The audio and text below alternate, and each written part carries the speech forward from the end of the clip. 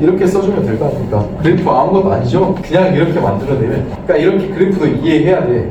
책에 있는 그래프들 있잖아요? 보면 말들과 연관되어 있어. 그러니까 내가 말로도 설명하고 숫자도 쓰고 그 옆에다가 그걸 토대로 해서 표도 그리고 그래프도 그리고 똑같은 말을 두 번, 세 번 읽어 먹는 거예요.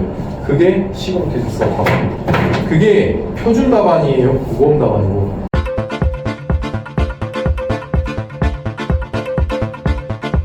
자, 다시 이제 지보제로 넘어갑시다. 갱부 보강을 했고, 그 다음에 천공을 했고, 그 다음 발파를 했어요. 발파는 원리를 배웠고, 그 다음에 자유면 확보, 디커플링, 제일 중요한 건 LCPS, LPCS라고 그랬죠? 영어 문정. 그게 뭐죠? 지어 발파다. 그걸 배웠잖아요. 그 다음에 지어 발파를 하고 나서 적정 시기에 적정 지보를 설치하는 거죠. 적정 시기는 어디였죠? 기억납니까? 안반이 충분히 이완되는 시점. 이완되는 시점을 통해서 그 다음 지보제를 설치한다. 이 지보제가 지금부터 배울 거예요. 지보제는 주 지보제와 보조 지보제로 나뉠 거고요. 가봅시다.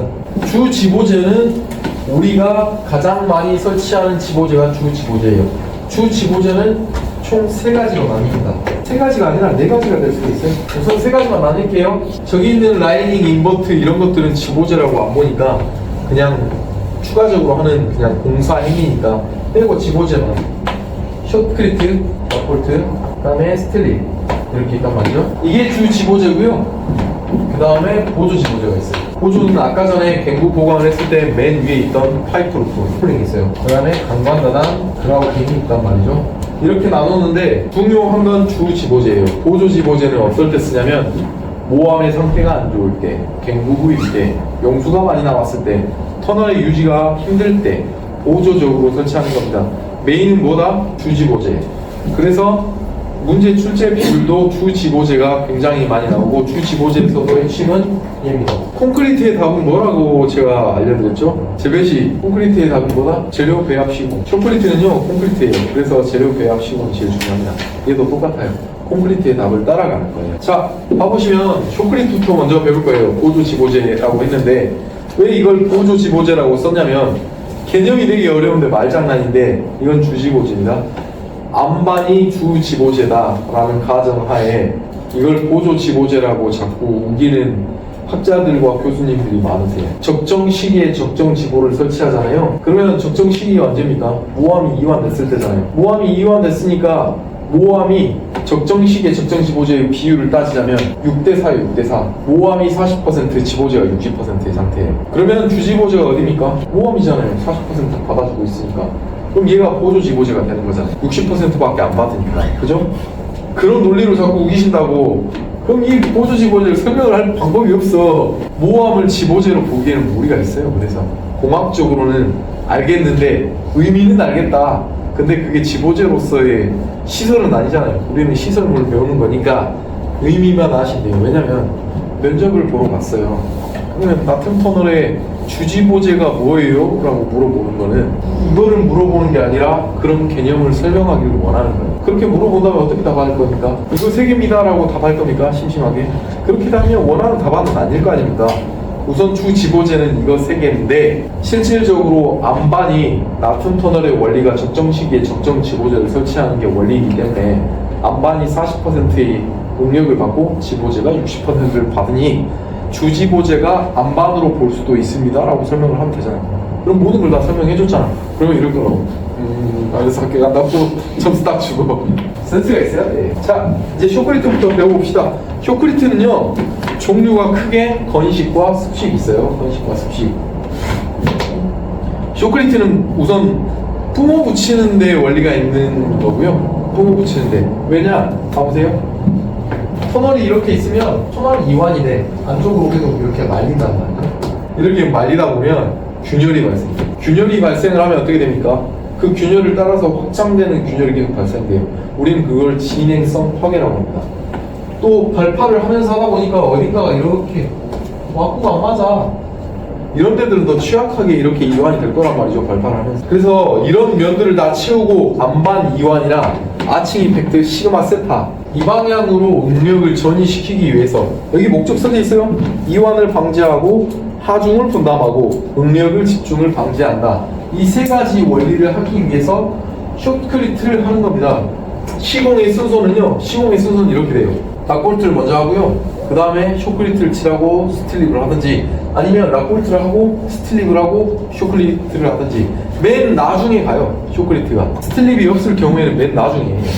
근데 먼저 강지보부터 다 끝내고 나서 그 다음에 칠해. 안 그러면 숏크리트 다 뭉개지니까 할 수가 없어. 그래서 숏크리트의 시공 순서는 맨 마지막이다, 이렇게 개념을 잡고 가는 게 맞아요.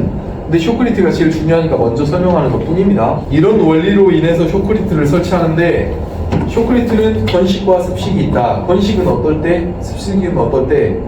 우선 일반적으로 숏크리트의 기본은 습식이에요. 건식이 아닙니다. 습식이에요. 노즐이 있어. 뿜어 붙일 거예요. 벽에다 이렇게 혼합. 이 혼합되는 게 습식이 약 90%, 95% 정도 나옵니다. 건식은 5%밖에 안 돼요. 건식과 습식을 나눠가지고 하는 이유는 딱 하나입니다. 뭐냐면 이동거리. 이동거리 때문에 발파를 하고 나서 거기다가 미리 보강을 해야 될 것 같은데, 안까지 숏크리트 차라든지 호스가 안 닿아요. 그러면 어쩔 수 없지. 건식으로 해야지. 푸석푸석한 거 가지고 가가지고 거기서 혼합해가지고 뿌려야죠. 그럴 때 사용하는 거지, 일반적으로 다 습식을 사용한다고요. 습식이라는 게 콘크리트 몰타를 미리 섞은 거예요. 그러니까 여기에 물과 시멘트가, 콘크리트라고 해야죠, 미리 혼합되어 있어요. 그래서 믹서가 되어 있어요. 이것만 뿌리면 바로 붙느냐? 안 붙어. 왜? 콘크리트는 강도 발현하는데 시간이 걸리잖아요. 그러면 뭐가 필요하냐? 급결제가 필요해요. 여기다 급결제 타버리면 당장 타설해야 돼. 그잖아요. 이 많은 양을 다 타설해야 된다고. 급결제 타자마자 굳을 거니까 바로 굳을 거예요. 그래서 급결제를 따로 넣어줘요. 그러니까 급결제, 타설 시 따로 넣는 거예요, 급결제를. 근데 건식은 그러면 어떻게 되어 있을까요? 건식은 시멘트하고 급결제만 먼저 들어있어. 물이 없어요. 그러니까 분말 상태인 거야. 그 다음에 타설을 할 때 물을 섞어서 타설하는 거예요. 이해되시죠? 그러니까 얘 두 개의 위치만 바뀐 거지.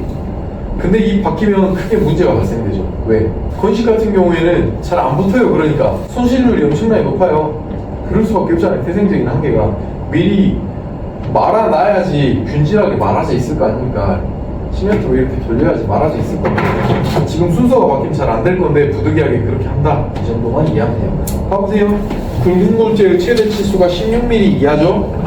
16mm 이하예요. 왜? 우리 일반적인 콘크리트는 몇 mm입니까? 25mm. 근데 뿜어 붙이는데 25mm짜리 쓰기에는 너무 크잖아요. 그러니까 16mm로 제한하고 있어요. 우리 시멘트 비가 40에서 60, 뭐 엄청나게 넉넉하게 잡고 있죠, 지금. 압축 강도가 21메가파스칼이에요. 이거 옛날에 인정하는데, 메가파스칼. 21메가파스칼이 일반적인 강도고요. 고강도는 35메가파스칼짜리를 생산하기도 해요. 숏크리트를 35짜리로 친단 말이에요. 그래서 강도에 따라서 일반과 고강도 두 가지로 나뉘기도 합니다. 그 다음에 압송 압력 보면 0.25메가파스칼, 뭐 이 정도로 단위를 할 수 있겠죠? 2.5kg/cm. 뭐 이것도 괜찮아요. 그냥 이렇게 쓰셔도 돼요. 봐보시면 배합에 따른 분류, 강도에 따른 분류, 첨가물에 따른 분류 해가지고 제가 구별도 해놨어요. 여기 보시죠. 어때요? 꽤나 괜찮죠? 표에 봐보면 숫자가 많잖아요. 이 표는 이 전 시간에 우리 해양 콘크리트의 품질 규정 있죠? 수준 콘크리트, 그런 비슷해요. 맞는 키야, 이런 것들은 겁나 좋아요. 수치들이 엄청나게 제한되어 있잖아요. 그리고 시공시 유의사항 봐보면 리바운드 저감 대책에 숫자들 좀 들어가 있는 것들 있잖아요. 이런 것들 담아 쓰기 좋다고 말씀드렸죠? 우선 이걸 먼저 봅시다. 리바운드 저감 대책. 이 리바운드가 무엇이냐? 리바운드가 숏크리트는 콘크리트처럼 타설하는 게 아니라 뿜어서 붙이잖아요. 뿜어서 붙이면 어떻게 됩니까? 떨어져 나가잖아요. 떨어져 나가는 걸 리바운드라고 합니다. 보통 떨어져 나가는 걸 20% 이내로 규정하고 있어요. 엄청나게 많이 떨어져 나간다는 얘기입니다. 지금 100톤을 치면 20톤이 땅에 떨어진다는 얘기예요. 어쩔 수 없어. 중력에 의해 떨어져 나가지. 그래서 리바운드를 저감하는 대책이 숏크리트에서 품질 관리하는 가장 중요한 대책입니다. 여기 봐보시면 리바운드 저감 대책 5번 읽어보시면 굵은 골재 최대 치수 뭐 써져 있고요. 장골재율을 높이고 단위 시멘트량을 어떻게 한다, 우리 시멘트비는 어떻게 한다 써져 있죠. 그것들이 중요한 게 아니라 여기 있는 작업 방법, 이게 중요하죠. 작업 방법 봐보세요. 타설의 각도 몇 도입니까? 90도. 무슨 말이냐면 숏크리트를 여기 벽치가 있잖아요. 그러면 이렇게 각도, 이 90도인 각도를 이렇게 직각으로 타설을 해야 한다는 거예요. 각도는 이 각도에서 근데 이렇게 타설이 됩니까? 90도로?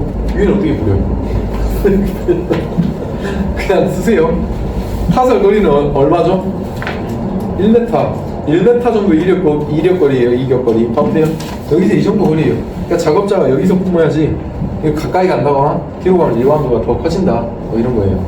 그리고 시공 간격은 1시간 이내에 유지해가지고 재료가 떨어지지 않도록 연속되게 타설한다. 타설 공기압 써져 있고, 타설 순서는 어디서 어디죠? 아래에서부터 위로. 당연한 거예요. 위에서부터 타설하면 일 못해. 쇼크리트가 떨어져 나갈 거 아니야. 자기 머리로 어떻게 일을 해. 그러니까 아래에서부터 위로 친 거예요. 그리고 강지보공을 설치하잖아요. 강지보공이 H빔이라는 말이죠. H빔이 이 형태인데 구부렸을 거 아닙니까? 이 형태인데 H빔을 구부리면 이 안쪽 쇼크리트가 잘 들어가나요? 잘 안 들어가죠. 공백으로 비잖아요. 그러니까 쇼크리트를 이런 데부터 먼저 타설을 하는 거예요. 그래서 이따가 스틸립을 배울 때 이 강지보공이 이따위로 생겼으니까 다른 문법들을 배우는 거죠. 이게 설치하기가 어려우니까. 그리고 결정적으로 제일 중요한 게 뭐냐면 쇼크리트는요, 두께 규정이 제일 중요합니다. 얼마만큼이나 타설 두께를 확보할 수 있는지. 이게 방금 전에 여기 나와 있는 품질 관리 방안이에요. 쇼크리트도 똑같아요. 콘크리트랑. 콘크리트 타설을 하거나 뒤치용을 하거나 시공을 했어. 그 다음 뭐 하죠? 품질 관리. 쇼크리트도 품질 관리. 두께는 어떤 식으로 측정하느냐 간단합니다. 봐보세요. 내가 여기다가 10cm 요만큼을 타설하고 싶어요. 그러면 얘가 10cm인지 아닌지 어떻게 확인합니까? 두 가지 있어요, 방법이. 타설을 하자마자 아는 방법과 타설하고 나서 구멍을 뚫어가지고 코로 알아보는 방법. 타설을 하자마자 어떻게, 토공을 할 때 규준 틀이라는 걸 설치하잖아요. 내가 여기서 여기까지 쌓고 싶어. 그럼 빨간색으로 해가지고 빨간색, 하얀색, 빨간색, 하얀색 이렇게 옆에 세워놓잖아. 그걸 규준 틀이라고 하잖아요. 그럼 왜 세워놓습니까? 빨간색의 높이가 얼마죠? 20cm마다 하나씩 색깔을 칠하게 돼 있어요. 왜? 그 정도 하고 친다짐을 해야 된다. 그 높이를 규정한 거예요. 그러면 1m면 빨간색, 하얀색 이렇게 색깔이 다 이렇게 한눈에 보면 알잖아요. 이거 똑같아요. 침을 이렇게 세워봐. 핀. 이게 15cm야. 15cm, 10cm의 빨간색 선이 있어. 그러면 이 선을 보고서 타설하면 되잖아요. 그죠? 그러니까 핀을 설치하거나 아니면 나중에 하고 나서 호를 뚫어서 두께를 확인하거나 두 가지 방법이 있어요. 그렇게 해가지고 확인하는 거예요. 호는 장점이 좀 있습니다. 어떤 장점이 있느냐? 강도도 확인할 수 있어요. 그래서 호로 해가지고 압축 강도 시험을 맡기기도 합니다. 여기 보면 그거를 똑같은 말을 여러 번 반복해가지고 써놨죠. 왜냐? 답안에서 이렇게 보여줘라. 자, 리바운드에 대한 걸 제가 여기에 그래프를 빼가지고 그래프를 한번 그려볼게요. 리바운드는요, 이런 식으로 하자고요. 리바운드, 그 다음에 훔칠거리. 훔칠거리가 얼마가 가장 효율적이라고 말씀드렸었죠? 1m. 그러니까 이렇게 되는 거예요. 리바운드가 가장 작아. 여기가 가장 작잖아요, 지금. 리바운드량이 한 10% 된다 칩시다. 여기는 리바운드량이 한 30% 돼. 적죠? 여기가 얼마일까요, 거리가? 1m. 여기가 1.5m. 여기가 1.5m. 이렇게 써주면 될 거 아닙니까? 그래프 아무것도 아니죠? 그냥 이렇게 만들어내면. 그러니까 이렇게 그래프도 이해해야 돼. 책에 있는 그래프들 있잖아요? 보면 말들과 연관되어 있어. 그러니까 내가 말로도 설명하고 숫자도 쓰고 그 옆에다가 그걸 토대로 해서 표도 그리고 그래프도 그리고 똑같은 말을 두 번, 세 번 울고 먹는 거예요. 그게 시공 기술사 답안입니다. 그게 표준 답안이에요. 무거운 답안이고. 여기 봐보면 평균 시공 두께 써져 있잖아요. 총 면적 양분에 총 뿜은 양 마이너스 리바운드 양. 이거 당연한 거예요. 생각해봐야 아무것도 아니야. 내가 1루베 타설했을 때 리바운드 양을 빼가지고 남는 양을 쓰겠다는 거잖아요. 근데 이렇게 공식 느낌을 주는 표들을 하나씩 넣어줘야 돼요.